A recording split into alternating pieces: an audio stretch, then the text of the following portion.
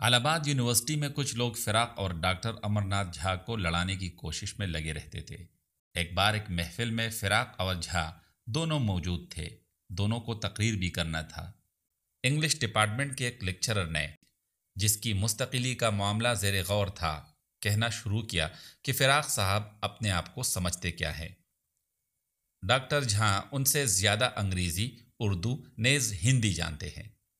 فراق صاحب نے کھڑے ہو کر کہا، بھائی میں جھا صاحب کو ایک زمانے سے جانتا ہوں، ان کو اپنی جھوٹی تعریف قطعاً پسند نہیں ہے۔ ایک دفعہ سفر میں فراق صاحب کے ساتھ ایک پارسی نوجوان مسٹر دارو والا بھی اتفاق سے اسی کمپارٹمنٹ میں تھے۔ راستے بھر دلچسپ باتیں ہوتی رہی۔ الہ آباد کا اسٹیشن آیا تو فراق صاحب اترنے کی تیاری کرنے لگے۔ مسٹر دارو والا نے کہا کہ وہ ان کے گھر آ کر ان سے تفصیلی باتیں کرنا چاہتے ہیں، اور فراق صاحب سے درخواست کی کہ وہ اپنے گھر کا پتہ بتا دے۔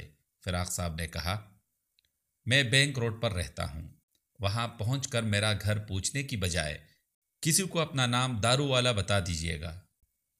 لیکن کچھ نہیں، لوگ اس نام کی رعایت سے آپ کو خود ہی میرے یہاں پہنچا دیں گے۔ فراق صاحب نے بڑے اطمینان سے انہیں سمجھایا۔